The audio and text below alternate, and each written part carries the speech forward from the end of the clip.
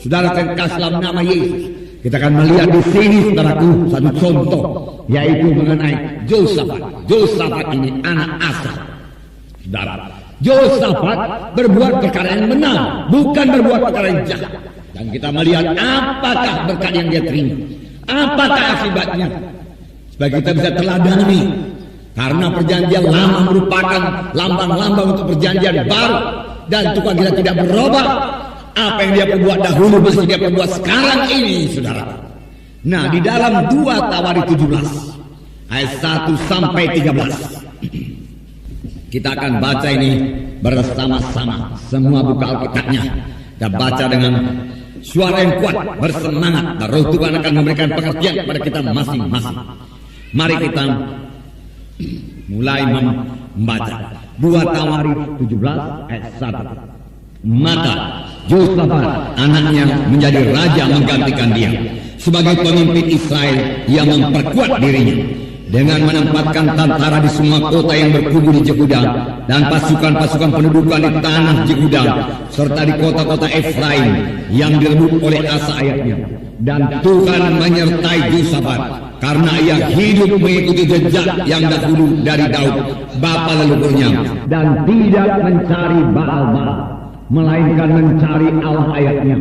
Ia hidup menurut perintah-perintahnya dan tidak berbuat seperti Israel. Oleh sebab itu Tuhan mengokohkan kerajaan yang ada di bawah kekuasaannya. Seluruh Yehuda memberikan persembahan kepada Yosafat sehingga ia menjadi kaya dan sangat terhormat. Dalam tabah hati ia menurut jalan yang ditunjukkan Tuhan. Pula ia menjauhkan dari Yehuda segala bukit pengorbanan dan tiang berhala.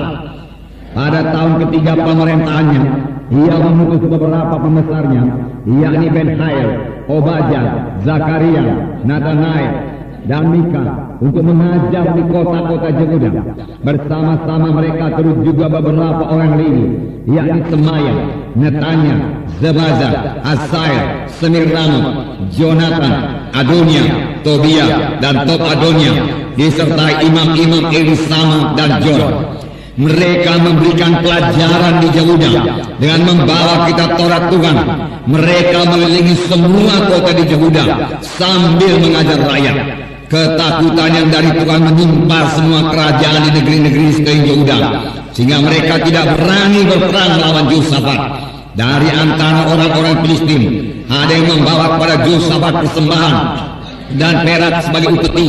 Juga orang-orang Arab membawa kepadanya kambing domba jantan 7.700 ekor, kambing jantan 7.700 ekor.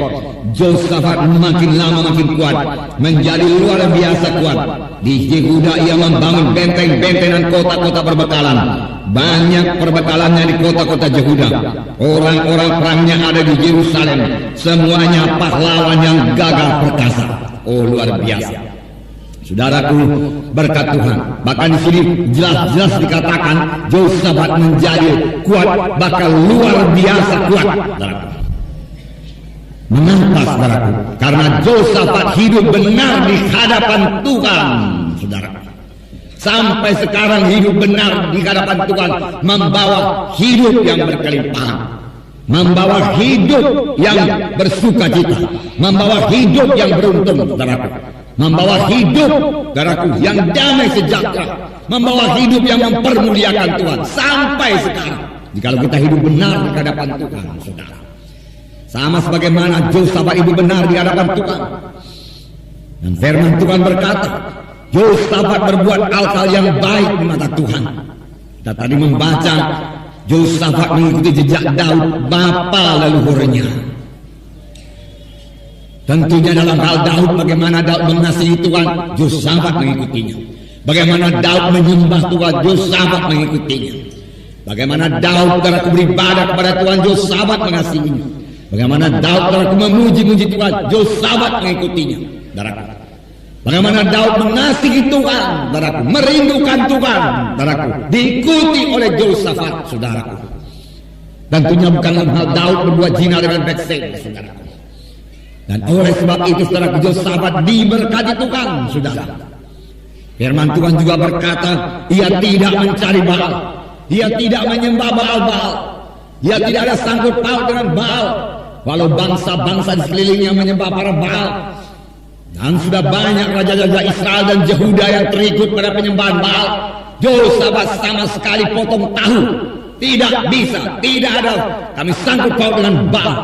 Kami mempunyai Tuhan yang hidup. Dia katakan, yang meruntuhkan tiang-tiang berhala, mesbah-mesbah Baal, dihancurkannya semuanya, saudaraku. Sama seperti yang diperbuat oleh ayahnya Asa, saudaraku. Dia mencari Allah ayahnya Asa. Saudaraku, ayahnya bernama Raja Asa. Saudaraku, Raja Asa ini pun saudaraku takut akan Tuhan, berbuat perkara yang baik buat Tuhan, saudaraku. Dan hasilnya saudaraku luar biasa diberkati Tuhan. Kalau mari saya bacakan sebentar kepada saudara 2 Tawarikh 14 ayat 2 mulai. Saya baca dengan cepat, perhatikan. Ini ayah daripada Yosafat. Ayahnya juga saudaraku sudah mengikuti Tuhan. Ayahnya juga tidak mau menyembah para Baal, maka meruntuhkan penyembahan Baal. Ayat 2 Tawarikh 14. Asa melakukan apa yang baik dan yang benar di mata Tuhan Allahnya.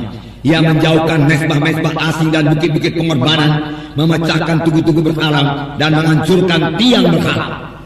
Nah, lihatlah di sini, ia menjauhkan mesbah-mesbah asing, bukit-bukit pengorbanan, tugu-tugu berhala, tiang-tiang berhala, hancurkan semua. Tidak ada kompromi. Demikian seharusnya hidup anak-anak Tuhan. Tidak ada sangkut paut, tidak ada kontak dengan upacara-upacara kegelapan. Ayat 4. Ia memerintahkan orang Yehuda supaya mereka mencari Tuhan, Allah nenek moyang mereka, dan mematuhi hukum dan perintah. Cari Tuhan, Tuhan kita yang hidup, yang mengantarkan kita keluar dari Mesir, Tuhan yang berkuasa, Tuhan yang mendengarkan doa, yang mengasihi kita. Dan mari kita patuhi hukum-hukumnya. Ia menjauhkan bukit-bukit pengorbanan dan pedupaan-pedupaan dan segala kota di Yehuda. Akibatnya, dan kerajaan pun aman di bawah pemerintahannya. Kerajaan menjadi aman, bukan dengan bala tentera yang kuat, bukan dengan organisasi yang paling baik. Tidak, karena dia mencari Tuhan yang hidup, tidak menyembah Baal, meruntuhkan semua berhala-berhala. Dan kerajaan pun aman. Tuhan campur tangan, Tuhan memberkati hidupnya, terbuka jalan kepada Tuhan untuk menolong kita. Sebaliknya juga kalau kita sangkut paut dengan para Baal, berhala-berhala, maka bukannya tanganku terlalu pendek menolong kamu, Tuhan berkata, bukan telingaku terlalu berat mendengarkan doamu, tapi dosamu serupa dengan dinding memisahkan engkau dengan aku. Aku tidak bisa mendengarkan engkau, Tuhan berkata. Ayat 6. Karena negeri itu aman dan tidak ada yang memeranginya di tahun-tahun itu, ia dapat membangun kota-kota benteng di Yehuda. Tuhan telah mengaruniakan keamanan kepadanya, dapat membangun keberkatan, saudaraku. Keberkatan. Ada juga orang saudaraku yang mengumpulkan uang dunia ini tidak dapat membangun. Uang itu habis keluar untuk segala urusan dunia ini, saudaraku. Urusan penyakit lah, urusan dagang yang ditipu lah, dan lain sebagainya. Dia tidak bisa menikmati. Tetapi dalam Tuhan, saudaraku, mereka menikmati berkat Tuhan. Kerajaan aman dan mereka bisa membangun. Inilah hidup di dalam Tuhan, saudaraku.